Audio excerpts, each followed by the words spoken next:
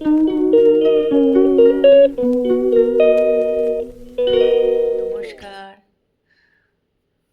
সবাই কেমন আছো? আশা করি সবাই ভালো আছো। এখন কিন্তু বাজে হচ্ছে ৫টা ১০। তা আমি উঠে পড়েছি, মুখ টুক ধোয়াও হয়ে গেছে। এখানে আমি কিন্তু চা বিস্কুট নিয়ে বসেও পড়েছি। এখন চাটা খাবো, খেয়ে তারপরে চান টান করবো। আর বাইরে জানো তো, মানে আমি মুখ ধুচ্ছি আর ঢাক বাজছে। এত ভাল লাগে না, ভোরবেলা ঢাক বাজছে, শুনতে খুব ভাল লাগছিল। তা চলো, আজকের ব্লগ কিন্তু একদম ভোর ভোর শুরু করে দিয়েছি। তোমরা কিন্তু আমার সঙ্গে থাকো আর ব্লগটা দেখতে থাকো। চলো, চাটা ঠান্ডা যাবে, খেয়ে নে।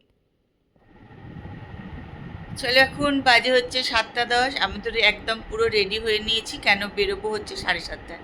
তা রেডি টেডি হয়ে নিয়েছি। তা আমরা যাব হচ্ছে যে তেঁতুলতলা জগদ্ধাত্রী মাকে দেখতে আর একটু পুজো দিতে। তা আমি যাব, আমার আরও ২ বন্ধু মিলেই যাবে। তা আমরা তো যেখানেই যাই একটু বন্ধু বান্ধব মিলে একসঙ্গে করেই যাই, তোমরা জানো। তা ওরকম বন্ধুরা মিলেই যাচ্ছি। তা চলো, তোমরা আমার সঙ্গে থাকো। দেখো, মুখের মধ্যে মনে হচ্ছে চুল পড়ে গেছে। যাই হোক, ওখানে গিয়ে আবার তোমাদের সঙ্গে কথা বলবো। প্রচণ্ড ভিড় হবে, জানি না কতটা ফোন বার করে কথা বলতে পারবো বা ভিডিও করতে পারবো, কারণ আজকে তো প্রচণ্ড ভিড় হবে। চলো, আমরা বেরিয়ে পড়েছি চন্দননগরের ঠাকুর দেখার উদ্দেশ্যে। আমার দাদু আমাকে কাঁধে নিয়ে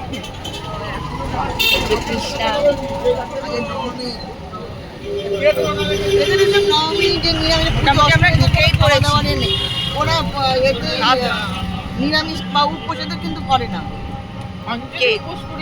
কারণ সেই আমরা যেমন সারা অষ্টমীটা পুরো আমি ওদের কাছেই জানলাম। তোমরা একটা কষ্ট করছো না, অনেক সবাই কিন্তু মাছ মাংস খাবে না নবমীতে। অঞ্জলি, হ্যাঁ, না আমার দিদি বাপের বাড়ি দুর্গাপুজোতে যেন একটা নিয়ম আছে, এরা কিন্তু দুর্গাপুজোর মতোই পালন করে। তবে অঞ্জলিতে আমার দিদির বাপের বাড়ির ওরা নবমীর দিন কিছু মাছ মাংস খায় না, ওরা সব নিরামিষ খায়।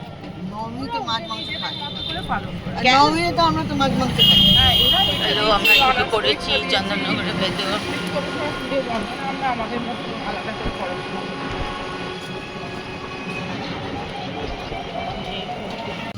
চলে এসছি তেঁতুলতলায়, যে পুজোর সব লাইন পড়ে গেছে, সব লাইনে দাঁড়িয়ে আছে এরা পুজো দেবে বলে। আমরা কিন্তু হেঁটে হেঁটে যাচ্ছি, তনুশ্রী কৃষ্ণা যাচ্ছে। চলে এসছি তেঁতুলতলা। তার জন্য দয়া করে সাহায্য করুন। এখানে আমাদের কাছে অভিযোগ আছে, একজন ক্যারিয়ার পেশেন্ট ওখানে একটুখানি অচলাবস্থা চলছে, দয়া করে সাহায্য করুন। তনুশ্রী একদম ছুটে আগে চলে গেছে। দাদা দিদি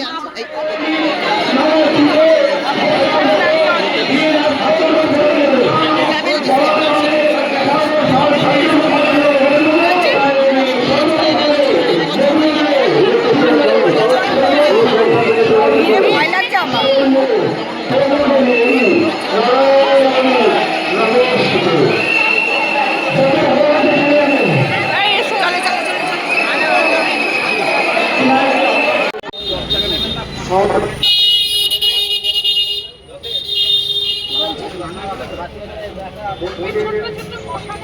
চলো, আমরা তেঁতুলতলা দেখে চলে এসেছি জ্যোতির মোড়ে। এবার জ্যোতির মোড়ে ঠাকুরটা দেখবো। প্রচণ্ড গরম, রোদও, একটু কষ্ট হচ্ছে ঠিকই।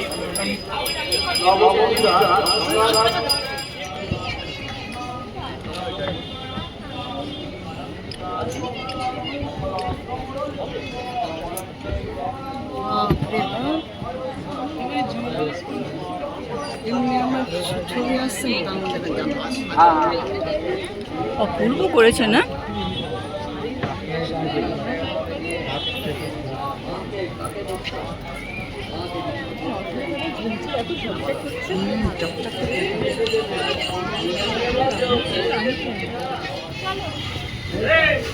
চলো, আমরা এবার এখানে একটু খাওয়া দাওয়া করবো। কৃষ্ণার প্রচণ্ড খিদে পেয়ে গেছে, আর থাকতে পারছে না। কচুরি ভাজছে, কচুরি।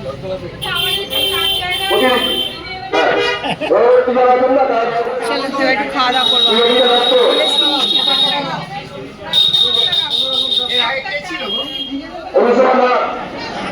আমরা আদিমা ঠাকুর এখানে চলে এসেছি।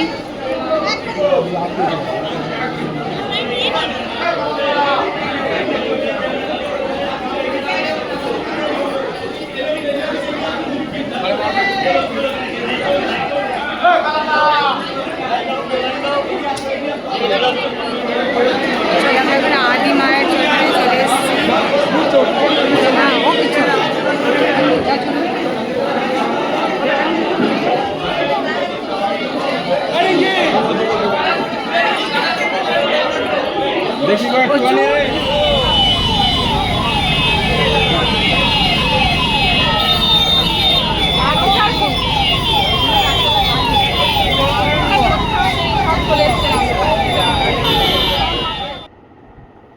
চন্দননগর থেকে আসবার পর আর তোমাদের সঙ্গে কোনো কথা বলাই হয়নি।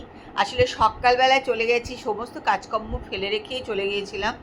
তারপরে এসে সব যাই হোক কাজ টাজ করলাম, তারপরে চান টান করে খেয়ে দিয়ে নিয়ে একটুখানি শুয়ে পড়েছিলাম, ভাল লাগছিল না আর কি। তা আসলে কি বলো তো, বেশ গরমও ছিল, আজকে রোদও ছিল সকালবেলায়। যাই হোক, তা আমরা তো 4-5টা ঠাকুর দেখে নিয়েছি সকালবেলায় ঘুরে ঘুরে। প্রথমে তেঁতুলতলায় গিয়ে পুজো দিয়ে অঞ্জলি দিয়ে তারপরে 4-5টা ঠাকুর দেখে তারপর চলে এসেছি।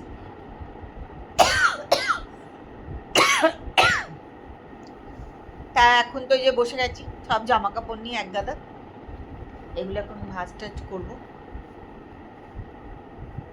চন্দননগরের ঠাকুরগুলো দেখতে কি প্রচণ্ড ভালো লাগে না, মানে এত সুন্দর লাগে না, মায়ের মুখের দিকে মনে হয় যেন তাকিয়েই থাকি, এত ভালো লাগে, ভীষণ ভালো লাগে।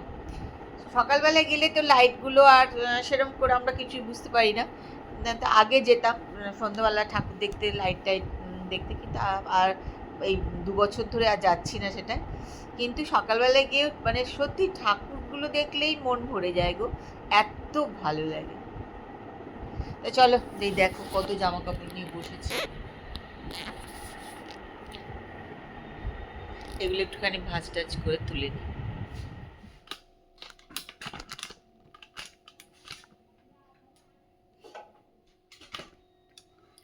দেখো এর ভেতরে একটুখানি নিয়ে নিয়েছি ঘি,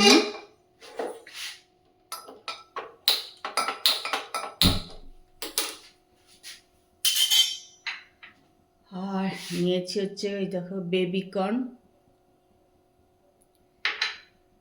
এখানে নিয়েছি পেঁয়াজ আর লঙ্কা।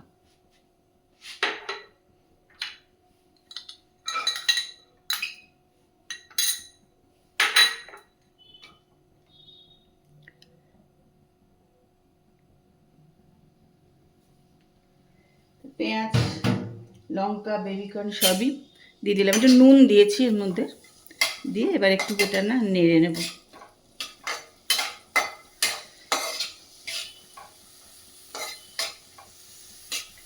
খেতে বেশ ভালোই লাগে, তোমরাও খেয়ে দেখো, বেশ ভালো লাগে। গোলমরিচের গুঁড়ো টুড়ো দিয়ে, কাঁচা লঙ্কা যদি দিতে না চাও না দেবে, একটু গোলমরিচের গুঁড়ো দিয়ে দেবে, দিয়ে এটা একটুখানি ভালো করে ফ্রাই করবে।